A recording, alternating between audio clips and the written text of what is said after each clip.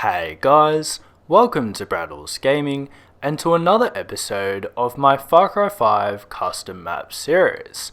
Now back in February I announced that I was going to start doing speed build commentaries, meaning I would build the map and record myself building the map, and then publish that footage to YouTube where I would put a live commentary over the top of it, basically explaining my choices along the way of how I came to build the map from its inception to its completion. Now, unfortunately, this map I don't have a speed build for you guys. It's just going to be a regular map breakdown where I take you guys through an extended first-person tour and kind of tell you about the map from that perspective instead. The reason for that is that I actually built this map quite a considerable long time ago, and I'm only just now making the video for it and publishing it into the Far Cry 5 arcade. But nonetheless, this is Discovery. It is an experimental map set in the South American jungles. I don't really have a specific time period for it, but as you're going to see in this map breakdown, you will see that it is several hundred years ago, I suppose, but it also has a little bit of a fantasy element to it as well, as you will see later on in the map breakdown. But without any further ado, let's get into the map breakdown for my latest map in the Far Cry 5 arcade. This is Discovery by LikingJoker423 or Braddels Gaming YouTube. Now, the first thing I want to talk about in this map breakdown is that, to my recollection, before I actually started building this map, I first off came with a narrative. And so, in building the backstory for this map, I essentially came to the conclusion that I would create a map that was kind of like a fort versus fort style Spanish conquistadors, as you can see here, versus Aztec warriors over there in that part of the map.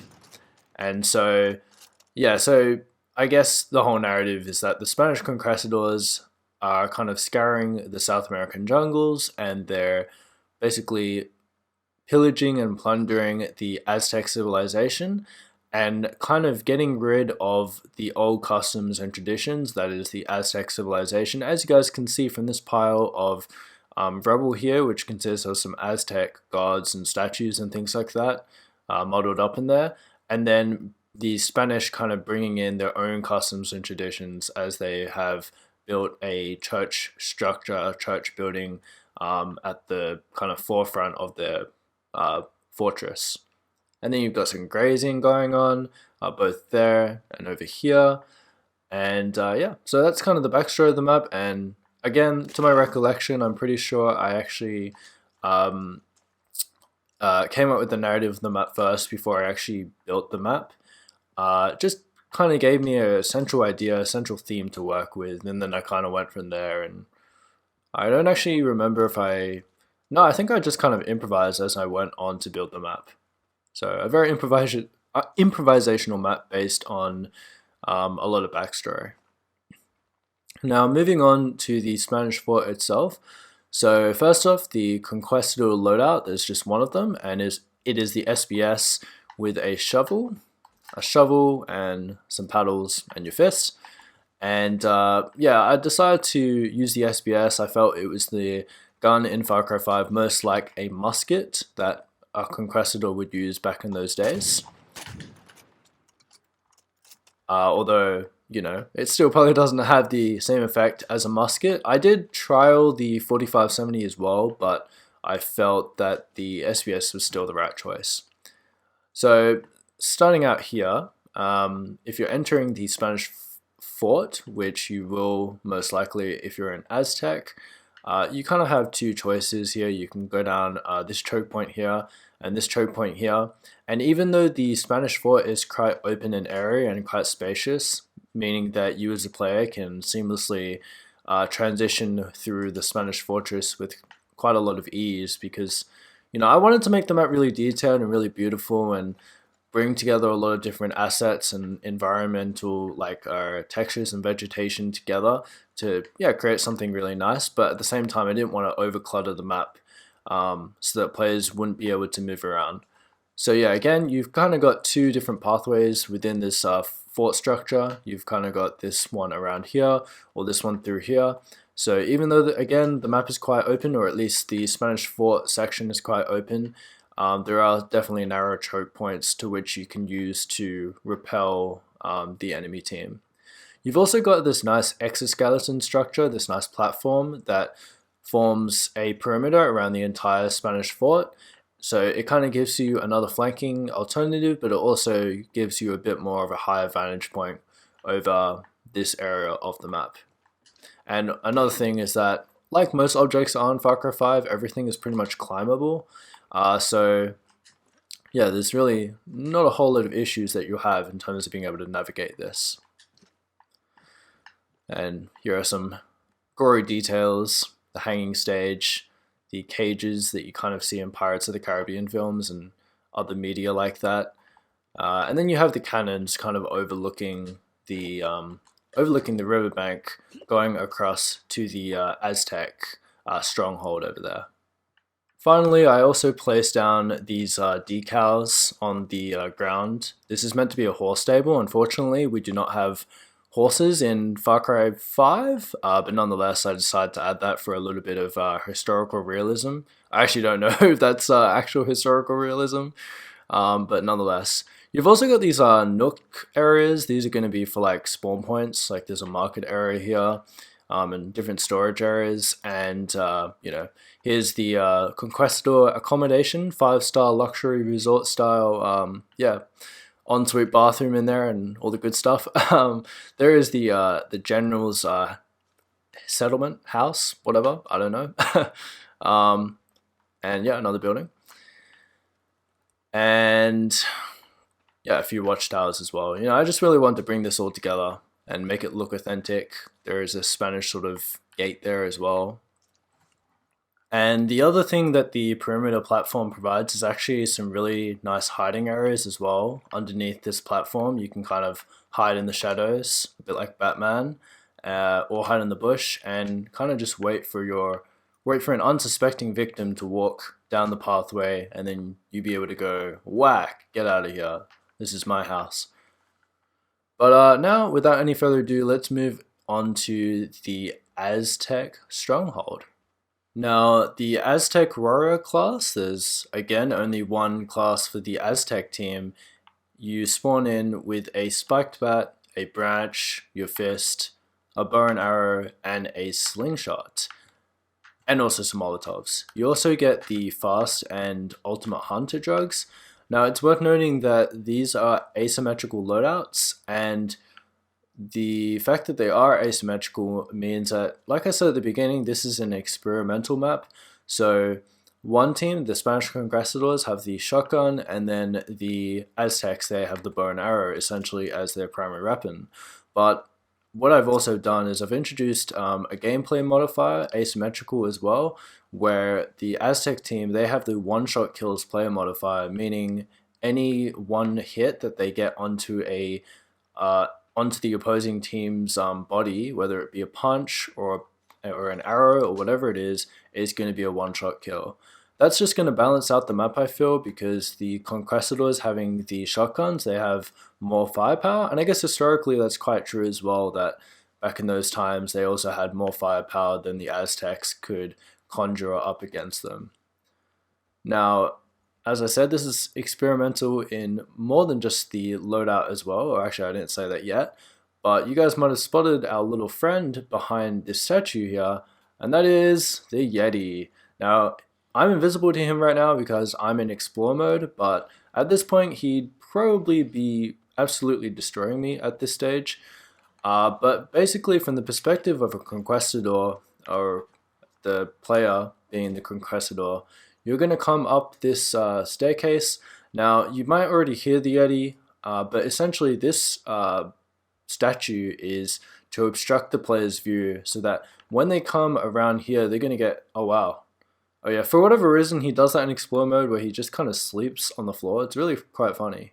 As you guys can see, he's still alive, but I don't know what he's doing. Oh well.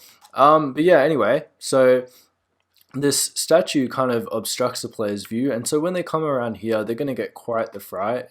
This guy scared me a few times, even though I know I placed him here, and so this is basically a bit of a fantasy element to this map where this guy is basically the temple guardian. He's the Aztec warrior's secret weapon.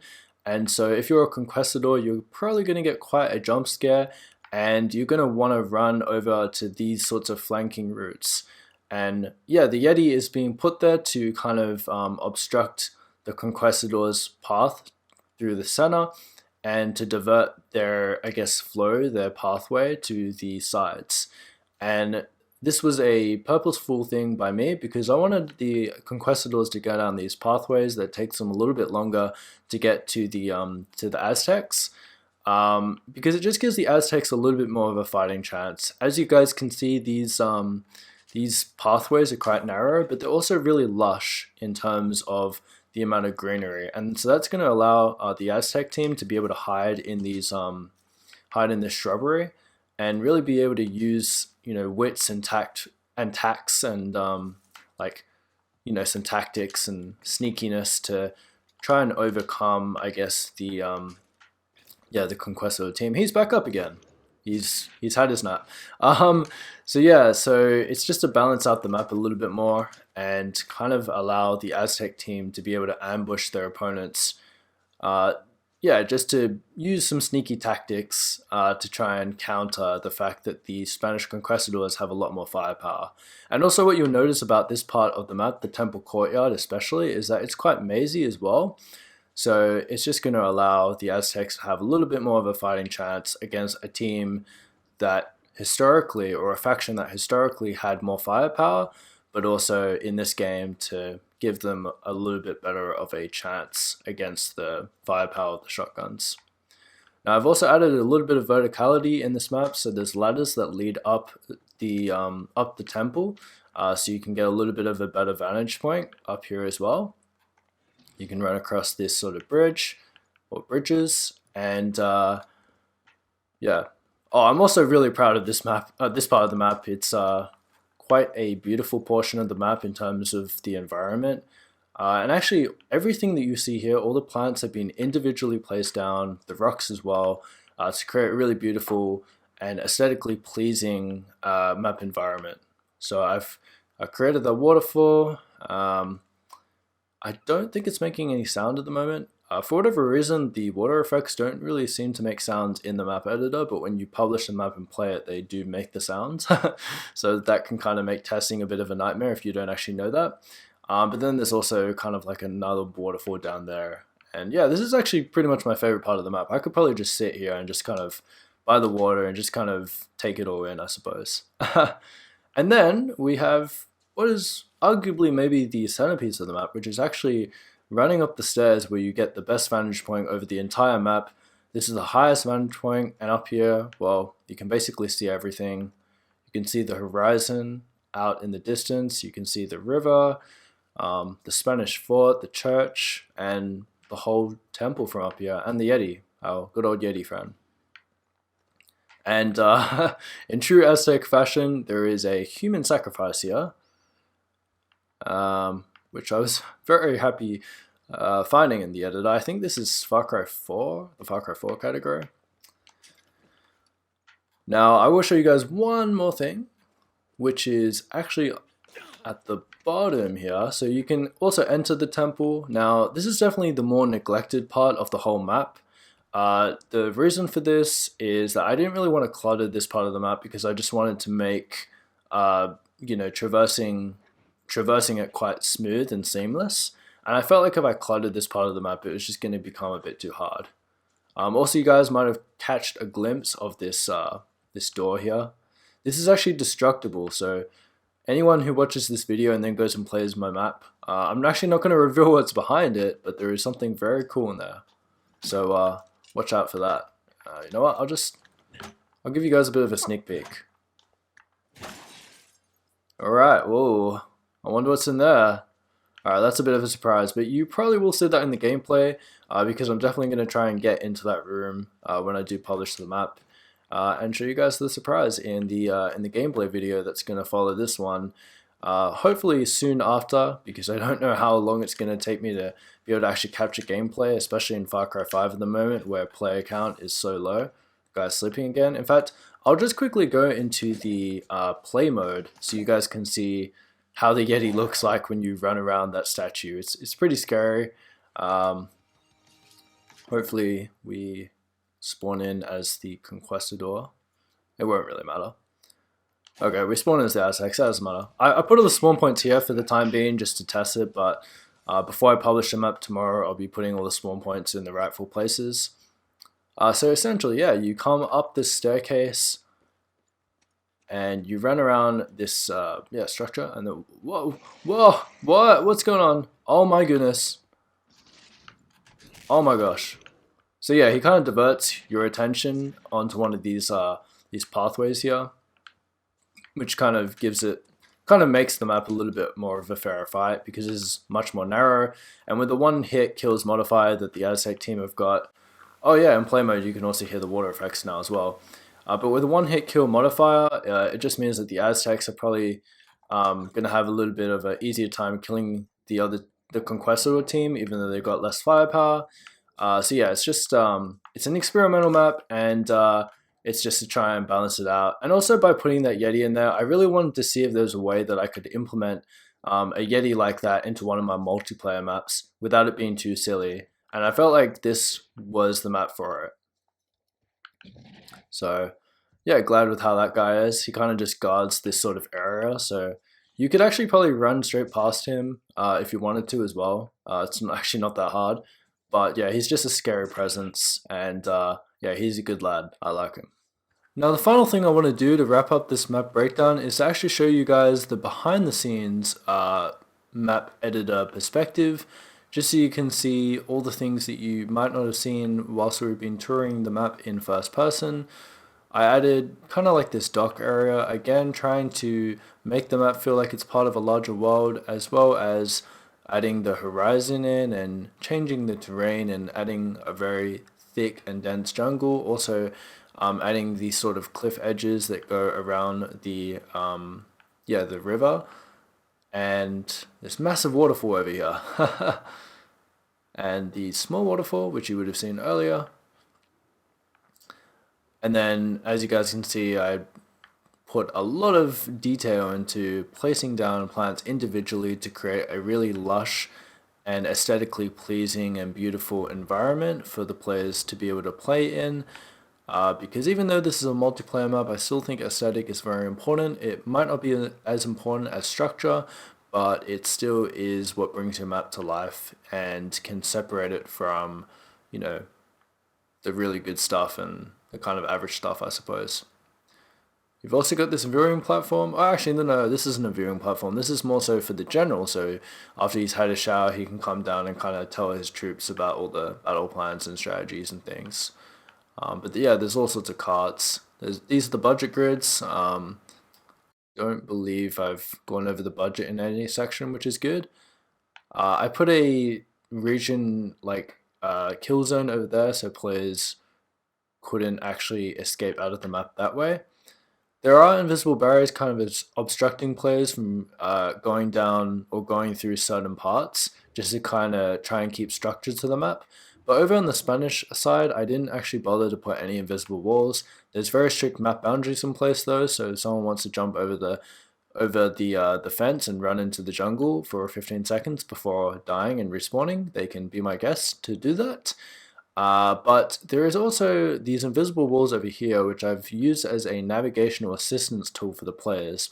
For whatever reason, these staircases are really funny, these staircase assets. They don't allow players to travel up them very well, so I've put these invisible barriers here as kind of like a ramp so that players can easily get onto this structure without, clipping through the asset all the time. Also got some statues sticking out of the temple just to give it a little bit more depth and I guess, some niceness to it.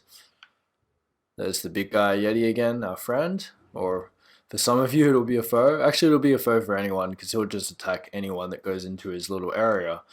So watch out for that if you're an Aztec warrior as well. But I think that pretty much sums up this map breakdown for Discovery. Again, apologies this isn't in a speed build. I built this map a considerably long time ago, and I've only just got around to actually publishing it in both the arcade and making a video for it on YouTube. But otherwise, I hope you guys really enjoyed this one. If you did, please remember to like, subscribe, and hit the bell icon if you're new around here for future channel notifications. And let me guys know what you think of this map creation in the comment section down below as well. But otherwise, I'm Braddels Gaming. I'm signing out now. And remember to have yourselves a great day.